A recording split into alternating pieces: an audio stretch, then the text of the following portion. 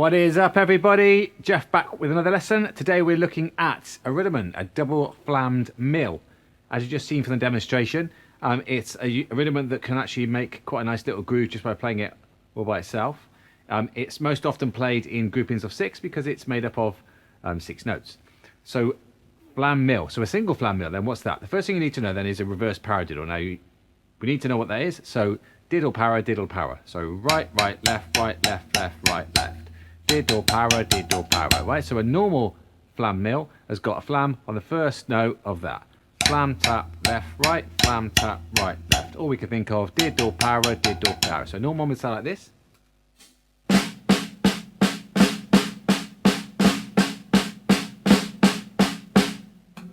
However, today we're doing the double one, so we're adding 2 notes on the end to make it 6 notes instead of 4. So like this.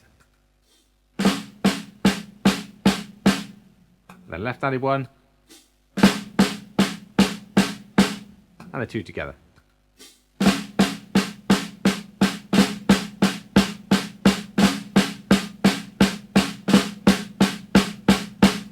I can place the diddle of those on the toms so you can hear a little bit about what's going on. So diddle 1, 2, 3, 4, diddle 1, 2, 3, 4 and 6s.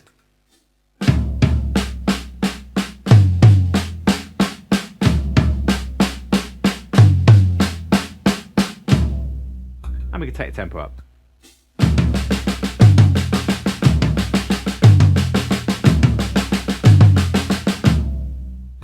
Now I need you guys to be feeling this as 6 notes or groupings of 3 notes. So I'm going to put a bass drum every 3 notes. So we're going 1, 2, 3, 4, 5, 6, 1, 2, 3, 4, 5, 6 and playing the same rudiment.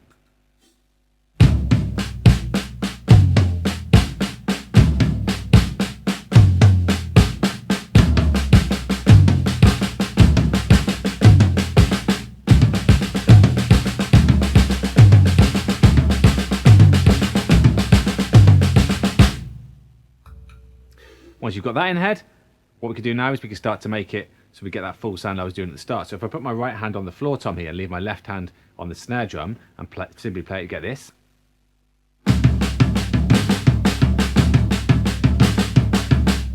But what I really want is I want to hear the right hands coming out and all the left's quiet.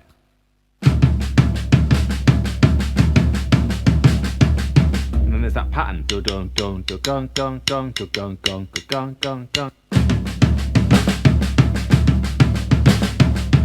now what I'm going to do is play all my lefts quiet, apart from the first left of the left-handed rudiment like this.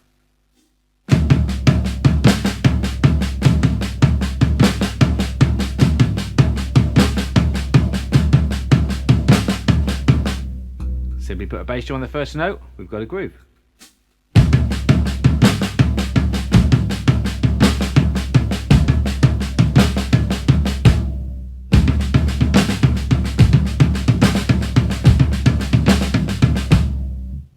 Now the right hand I'm playing on the floor tom though could be on anything, so it could be on a hi-hat, could be on a ride cymbal. Let's try it on the hi-hats.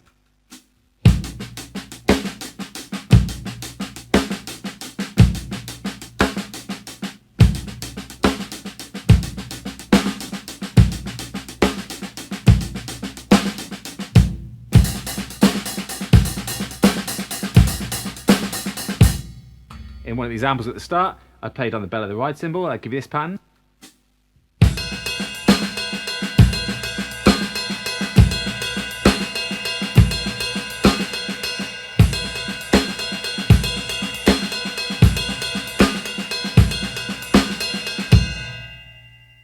So the next stage for you guys then is to add some more bass drums in there. Now there's different places we can put the bass drums, right? Any one of those 12 positions.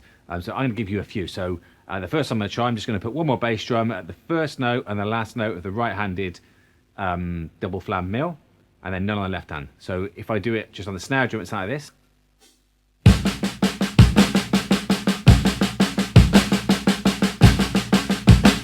When I put it on the ride cymbal like this.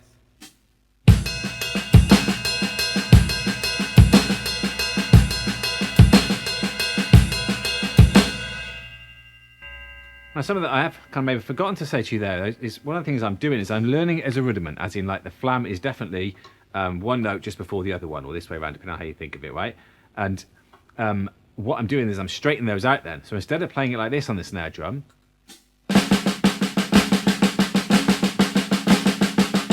I'm actually playing it a little bit more like this.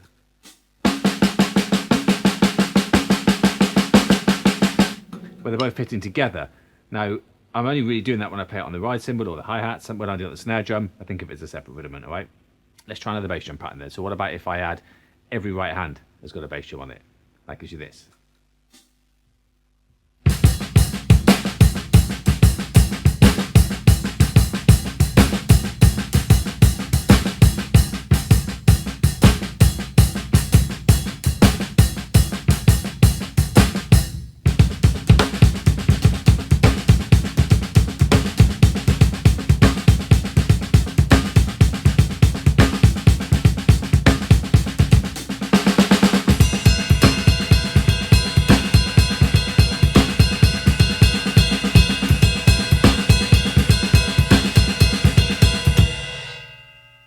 Some things that I experiment with then is I start to think, well, what about if I take my hand off this snare and go to this hi-hat? So maybe I get this then.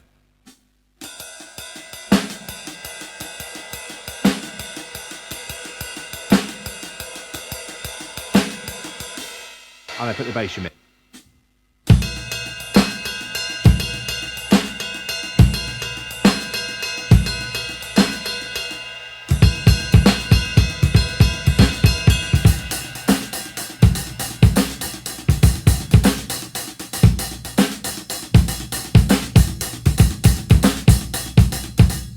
And I start to randomly do things with my foot then, and that's where I want you to go with it.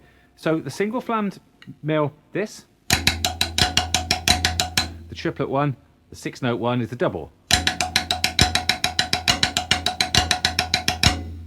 We could do it in 16th notes, we could force into 16ths, maybe something like this.